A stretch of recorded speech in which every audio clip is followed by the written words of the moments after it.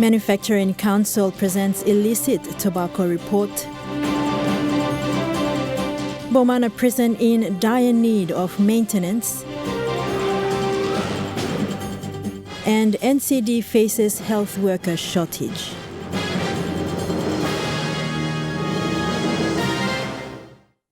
Good evening and welcome. This is Wednesday's news. I'm Kilawani. The nation is scaling down a large void in revenue that the state should legally assemble due to the illicit trade of tobacco in the country. This was a report studied and reported by Global FTI Consulting, updating the estimation of PNG tobacco market and illicit tobacco since 2018 to 2020. The report was launched by the Manufacturing Council of PNG and hand-delivered to Prime Minister James Marape in a breakfast meeting this morning. The study of the illicit tobacco in PNG was successfully carried out by the Global FTI Consulting firm and its research partner company Anglo-Pacific following the first report in 2018. Today, Manufacturing Council of PNG, aligned with one of its members, British American Tobacco, presented an updated study in 2020 with new figures to Prime Minister James Marape. According to MCPNG CEO Shay Scovell, since the national government has transitioned, there has been an unfair shift of the tobacco market as new developed markets have been heavily relying on imported illicit goods. This has become an illicit trade problem as PNG continues to be one of the highest taxing economies. The CEO has urged that with the report presented before the Prime Minister, this is a wake-up call for the government to take ownership over lost revenues. With PNG continuing to maintain its course as one of the highest taxing economies, especially on excise treatment of tobacco and alcohol, it has proved itself to be pleasantly conducive to illicit trade. Our fines are weak, our enforcement was weak, and the taxes, of course, were simply too high, and the market, unfortunately, was very receptive. After years of the Manufacturers Council haggling with our colleagues in Treasury and Customs and Health as to what the market was doing, in 2016, with the support of our partner British American Tobacco, we engaged the internationally renowned advisory firm FTI Consulting to study the size of our tobacco market and the magnitude of illicit trade. The results, whilst unsurprising to us, were a wake-up call for our government and its agencies. In response to the presentation today, Prime Minister James Marape applauded MCPNG and British American Tobacco for their report and has acknowledged upon office that the current national government is taking this serious to ensure all trading operators are licensed in the country. Those in the cigarette and smoking business, operate legally and you will be fine. And we want to tidy the space of illegal and illicit trade. Our government, upon taking office, we have been serious to fight illegal traders, illicit traders, and those who are doing it with no government scrutiny. We want to ensure that our ports are safe, and in partnership with our port, all imports into our country comes in through approved, designated and the ports that the PNG port controls, and no other way customs and PNG port can work in partnership in the space. So the entries, in as far as imports are concerned, are scrutinized and properly accounted for. With the total tobacco consumption in PNG increased by 19% since 2018 to around 5.5 billion sticks in the late 2020, illicit tobaccos can impact the loss of tax revenues, which should be observed by the PNG government. Jamie Harrow, National, EMTV News. Prime Minister James Marape has appointed his Minister for Climate Change and Conservation as his special envoy to the 26th Conference of the Parties, or COP26, in Glasgow, Scotland this November. In an official letter to Minister Mori, PM Marape announced the appointment, stating that due to the escalating issues of COVID-19 throughout the country, he wouldn't be attending the upcoming COP26 in Glasgow. PM Marape said a formal instrument of full powers is being prepared for Minister Mori to attend the Leaders' Summit and other related meetings. Minister Mori and his delegation arrive in Glasgow this week in preparation for the COP26 Leaders' Summit. COP26 is an annual UN climate change conference, and the summit will be attended by the countries that signed the United Nations Framework Convention on Climate Change, a treaty that came into force in 1994. While the Correctional Service is investigating the death of an inmate, pictures from within the prison revealed the unhygienic standards. These pictures show inmates using the facilities for lavatory and kitchen. Here, the prisoners are washing up their cooking and eating utensils. This poses a health risk, especially when the country is dealing with the third wave of COVID-19 and the Delta strain. EMTV spoke with the acting commander of Bomana Correctional Institution earlier today regarding these pictures. He says the prison is in a dire need of maintenance. Late 1950s, 1960s, so most of the facilities here are run down. We need to maintenance. Especially in particular to do with the inmates' sleeping blocks, the cell blocks. Yeah, definitely we need to do some maintenance in the prison, particularly the dormitories and cells of the inmates, because as I've said, this place was built a long time ago, early 1960s, 1950s, and yes, we should at least look at that. Probably it's to do with funding or whatnot, but yeah, the place is a bit run down. We need a little facelift here and there, especially the sleeping quarters of the inmates. ICRC, or International Committee for Red Cross, in partnership with the Correctional Services today, conducted a workshop at the Bomana prison. The workshop is a lead-up of a recent conference held, focused mainly on medical protocol in response to COVID-19.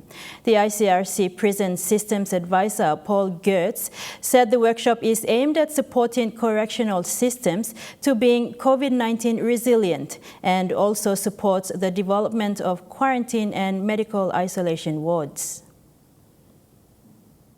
It was recently refurbished by the Australian High Commission through JSS4D program to be converted into a quarantine center for COVID-19 patients if we have any that are positive here or coming in. It was refurbished by the JSS4D, but the ICRC, International Red Cross, they came in here and then they saw that it needs a little bit of more adjustment to that, just to as required by the World Health Organization requirements. So as they are now currently running a workshop here just to get us to know how to administer and operate this facility as a COVID-19. It will be both for quarantine and isolation. It's going to be subdivided. We have only one all-in cell here, a dormitory. It's going to be subdivided. The other half will contain about 35 that's newly admitted inmates, straight direct from the courthouse or probably from the police cell.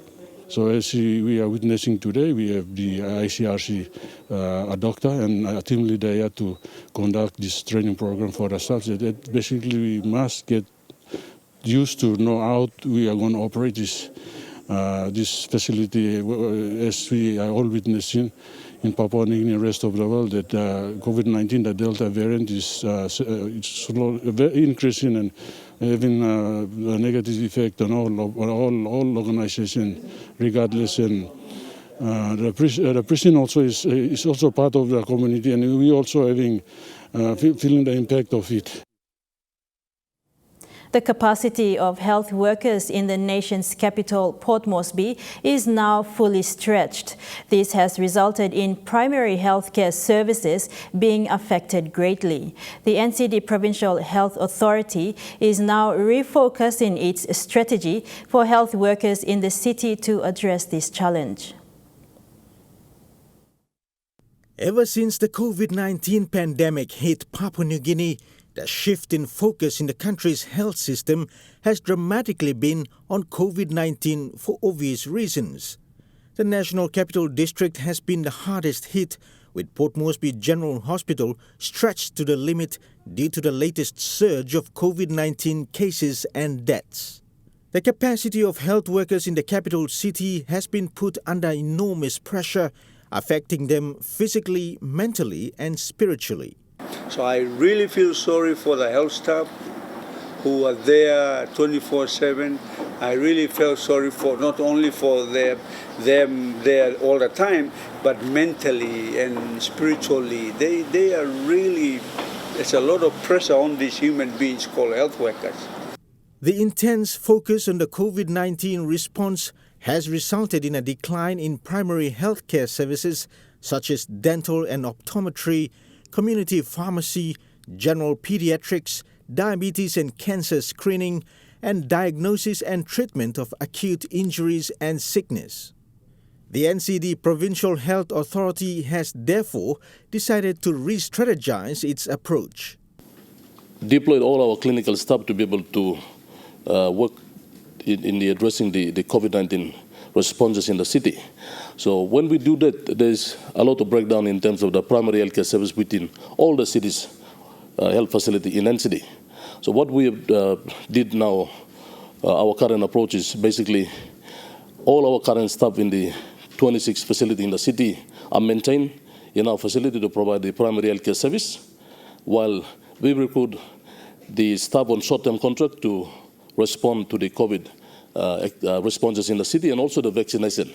Former Health Minister Sepuka Temu, who himself once worked as a doctor at Port Moresby General Hospital and other places, has expressed great concern for health workers, calling on Governor Poes Pakop to declare a lockdown in the city to relieve health workers. And orders are already there, but NCD, where the governor is in charge, is failing to police those orders adequately.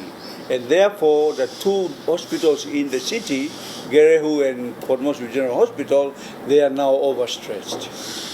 And because I know and scientists know that the peak will not come very soon, we still, if the peak comes, by the time the peak comes, we could have another 90 health workers infected. We could have double the numbers of deaths, 30 dead people coming in. And that's a big social cost.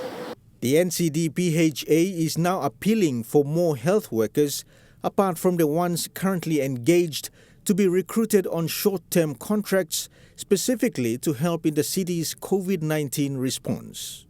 Some health workers have also been infected with COVID-19 in their line of duties, affecting operations at various health facilities.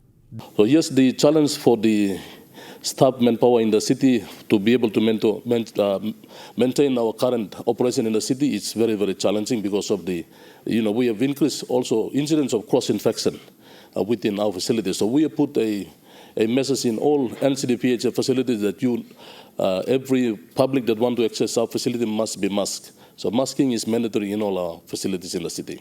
Danny Sorere, National EMTV News. The Engau Memorial Hospital's new pediatric ward is the fourth to be handed over to the hospital under the Engau Redevelopment Initiative. Project Director Dave Lavers handed the keys of the ward to Aung Kumal from the Morbe Provincial Health Authority. The ward is made up of 23 beds with a treatment room and is housed with specialized equipment for pediatric care. Mr. Lavers said the building was designed as a pediatric ward. However, However, it is up to the hospital management whether to use it for COVID-19 purposes, given the surge of positive cases. He said the new ward is part of the whole redevelopment of the hospital, which is expected to be completed next year.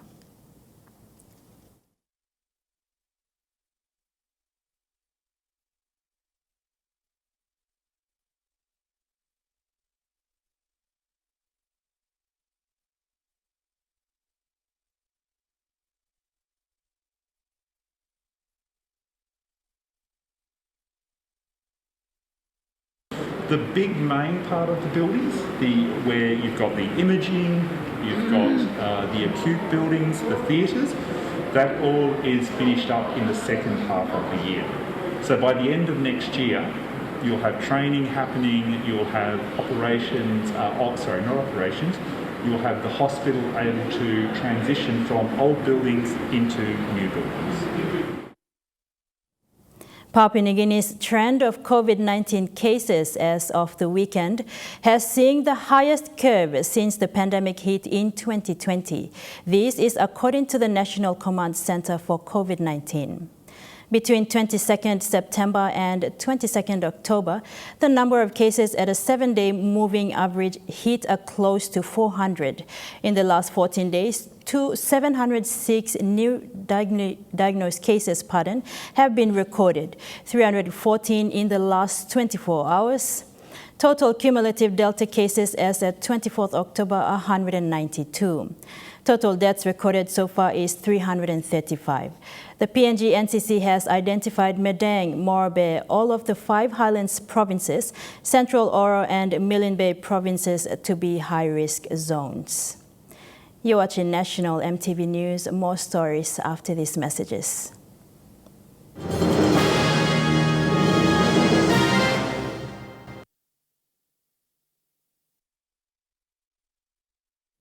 Welcome back to the news. The National Research Institute today held a seminar on the preparations for the 2022 national general elections. The seminar provides an opportunity for key agencies and stakeholders to share and discuss ideas. This is part of a series of seminars held over the past 3 weeks. The seminar presentation today saw various stakeholders and key agencies in attendance. In today's session, presentations were made by the Deputy Clerk of Parliament Richard Richards, Electoral Commissioner Simon Sinai, and the Registrar of Political Parties and Candidates Commission Dr. Alphonse Gelu. The seminar provides an opportunity for key stakeholders to share and discuss what they have been doing in preparation for the elections. This is part of the series of seminars held over the past 3 weeks. In the past 3 weeks, presentations were made by the Department of Provincial and Local Level Government, Royal Papua New Guinea Constabulary, and the National Broadcasting Corporation. Today, the Registrar of Political Parties and Candidates spoke about their role in advancing the role of political parties. And with Parliament being an important player in a democracy, the Clerk of Parliament plays a vital role in providing administrative leadership of parliamentary services. So the clerk's role is to ensure that the parliament building itself is ready for a new parliament and that the parliamentary service and the staff are fully functional. And during that lead up towards the elections, the clerk has the staff prepare an induction program for the new members of parliament coming in. Electoral Commissioner Simon Sinai also made his presentation on their plan and concept of operations during the elections. He says the 2022 elections will be based on the 2017 model. And with the COVID-19 pandemic, there will be standard operational procedures in place for all candidates to abide by. If you go about doing some things and gathering people here and making a lot of noise, we'll come and hold you. So they cut down in that way. They did not do very much of the campaigns. If you have noticed in the Mosby Northwest, that is because they have signed the agreement not to do that. So that's why they did that. So we want to continue to maintain that because COVID-19 is just months away and we're going to live with it. The NRI director says elections will provide an opportunity for the people to elect new leaders. And these organizations play a vital role in election preparations, polling, counting, and the formation of government. Rayon Lakingu, National EMTV News. A village councillor and president in Western Highlands Province has given a 48-hour ultimatum to the Intergovernmental Relations Minister, Pila Niningi, to withdraw his circular regarding the 2022 election notice. The notice was for all presidents, mayors and members of the LLGs to resign before standing for the 2022 national election. Hagen Rural Local Level Government President Y. Rapa said the notice is illegal. LLG President Y. Rapa said his lawyer has already handed the request of withdrawal letter to the minister's office. Failure to comply within the 48 hours will result in him initiating a court proceeding to challenge the decision. Councillors and presidents are elected by people, and they are mandated by the people. And a councillor, a minister of a local level government has got no powers, no jurisdiction to tell a councillor or a president to resign from office. Only when the minister's office come into place when the leader is facing a leadership tribunal, or the councillor or president resigns his seat, or the councillor resigns voluntarily by himself.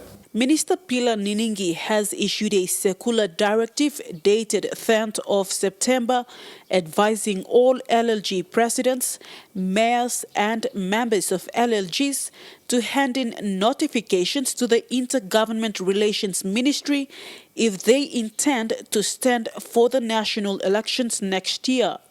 They must resign by October 29th and must surrender government assets and ceasing of allowances and entitlements. The minister's intention was to safeguard the state's assets from being misused and to ensure stability. However, Mr. Rapa said the circular is illegal because there is a court ruling regarding a similar case against Minister Niningi, which the National Court had ruled that the plaintiff was a member of the Provincial Assembly and that he is entitled to be paid, and there is no requirement to resign from elective office to contest the national elections. I can still go to election as president for the Mount Taka Rural Local Level Government.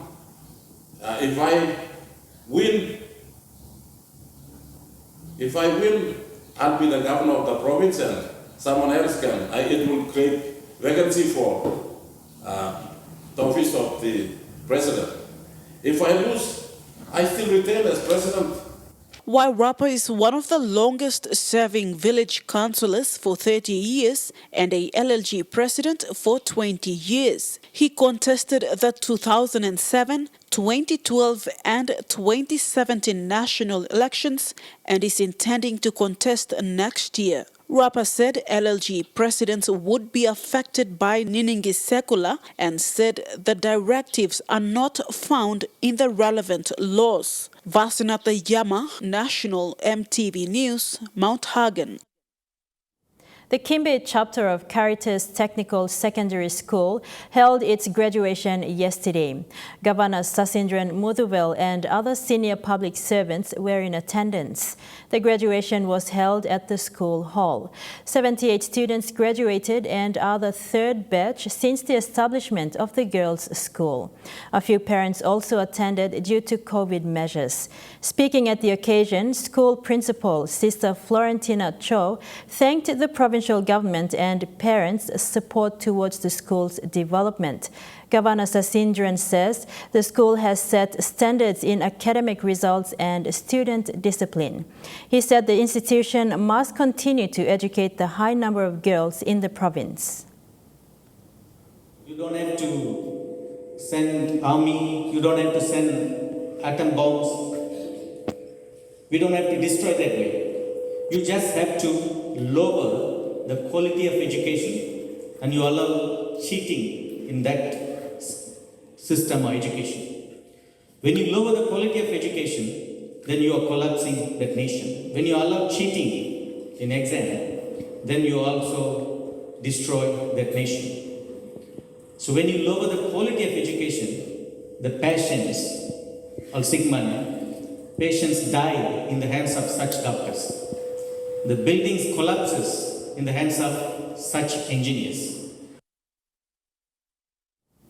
Kerma District Development Authority today submitted its acquittals of 7 years to the Department of Implementation and Rural Development.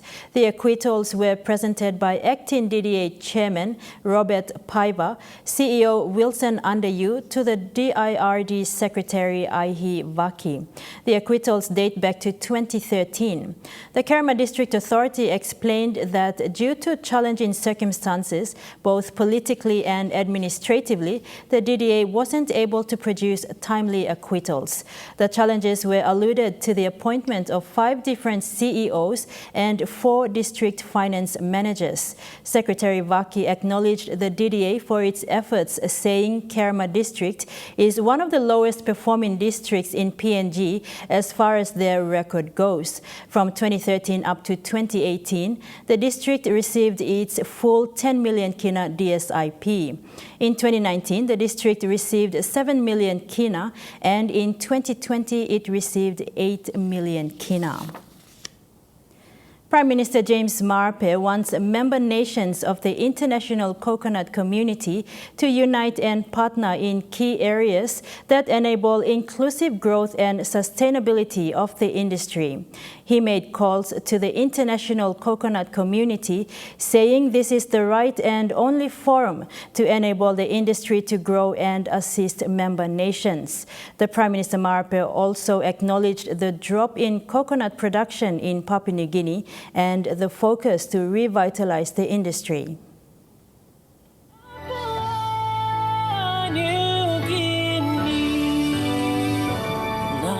Papua New Guinea is the host of the 57th session of delegates and ministerial meeting of the International Coconut Community. PNG currently is the chair of the organization from 2020 to 2021.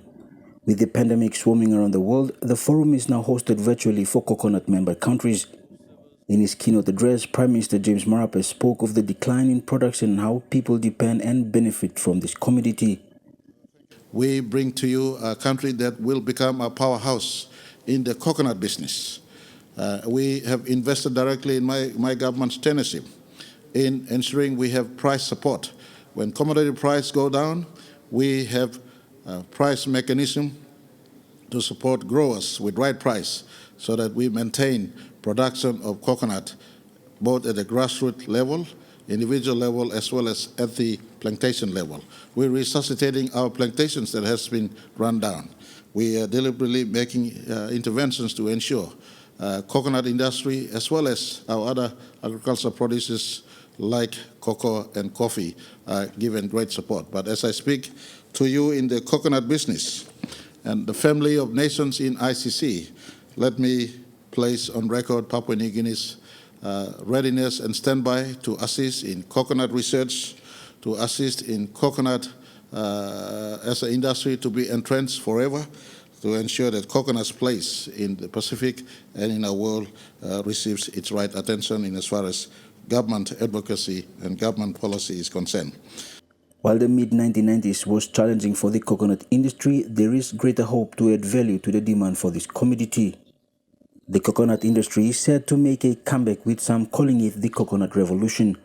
In the last 15 years, the demand for high-value edible products of coconut increased in the global consumer markets, and newer products emerged in response to health benefits.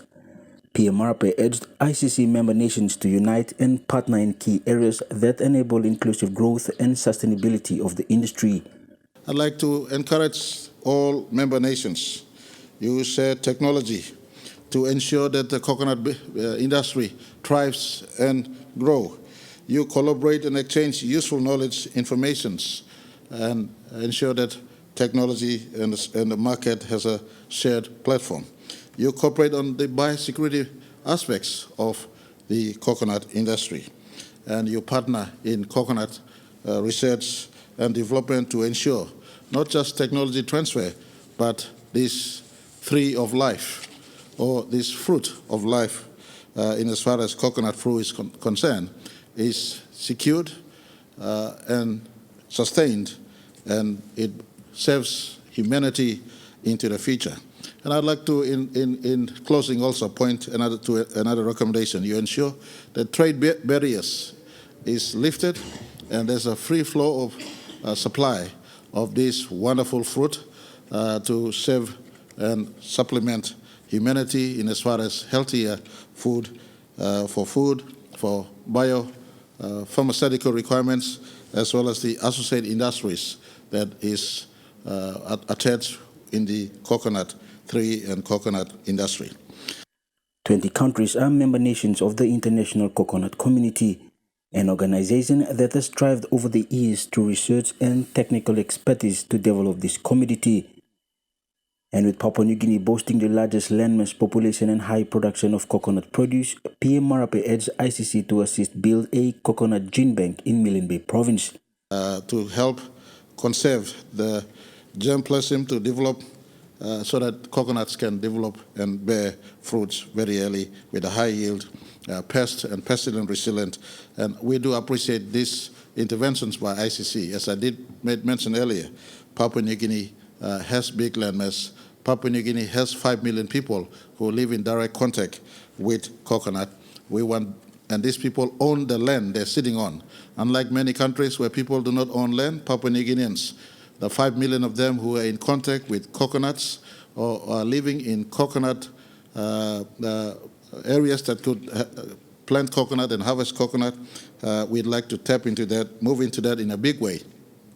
And the planting of the research station at Punipuni is indeed timely, and we do. Host Minister John Simon says discussions and solutions from this meet will go a long way to harness the produce and create better dialogue for CIC member countries and the future of the coconut industry. During our deliberation, we will obviously be reminded of the immense benefits that we will take away from these consultations. As a host country, we are delighted to be able to provide this opportunity. Once again, I hope that our engagement remain fruitful and mutually beneficial to all of us. Member countries include Indonesia, Philippines, India, Thailand, Malaysia, Vietnam, the Caribbean producing countries, and a few Pacific nations. The 57th ICC session and ministerial meeting will end tomorrow. Jack Lapave Jr., National, EMTV News. And now looking at the NASFund market report, the Kina opened unchanged at $0.2850 in the interbank market. At Bank South Pacific, your Kina is buying $0.3655 Australian dollars, $0.2775 US dollars, $0.3833 New Zealand dollars, and 31.10 Japanese yen. Looking at commodity prices at New York close, gold is trading higher, cocoa closed lower, coffee and copra closed higher. Crude oil is trading higher, palm oil closed higher, and copper closed higher. And on the stock market, the Dow Jones closed higher, the ASX 200 is trading higher, and the All Ordinaries is trading higher. You're watching MTV News. Trukai Sports is next. Don't go away.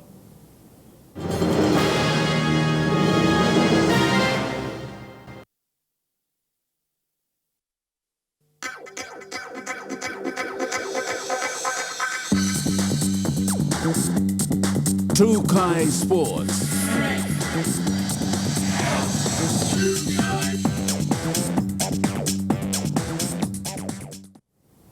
Welcome to Trukai Sports. The hard work and consistency of the country's top football referee, David Yareboinen, has been acknowledged by FIFA with an invitation to attend a referee seminar held in Qatar from the 1st to the 5th of November this year.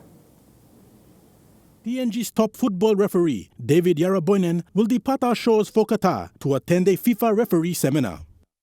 The 30-year-old is among 52 fellow match officials from around the world who have been selected to take part in the seminar from the 1st to the 5th of November 2021. The seminar is part of the selection process for match officials for the upcoming 2022 FIFA World Cup in Qatar. Yareboinen says his inclusion is a reward for the hard work and commitment he has made during his career as a referee. PNG's top referee is a regular face at OFC tournaments. He also served as the fourth official during the FIFA Under-20 World Cup in Poland in 2019. Jare Boinen was added to the list of prospective referees for the FIFA World Cup in Qatar in March this year.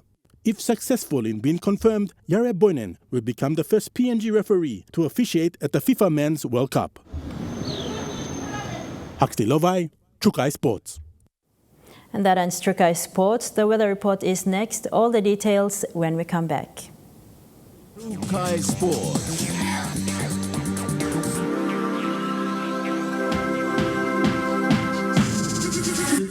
Trukai Sports. This weather update is proudly brought to you by MoniPlus, with you always. I'll look at the weather forecast for tonight and tomorrow. Southern region, Port Moresby and Popondetta partly cloudy with chances of brief showers and possible thunderstorms. Daru and Kerema mostly cloudy with brief showers. Alotau partly cloudy. For the Momase region, Ley partly cloudy. Medang, Wewak and Vanimo partly cloudy with brief showers. New Guinea Islands region, Lorengau and Kavieng mostly fine. Kokopo and Rabaul partly cloudy. Kimbe partly cloudy with chances of evening showers, and Buka cloudy with some showers and thunderstorms. For the Highlands region, Mount Hagen, Mendi and Wabeg, cloudy periods with few showers. Goroka and Kundiawa, cloudy periods with brief showers.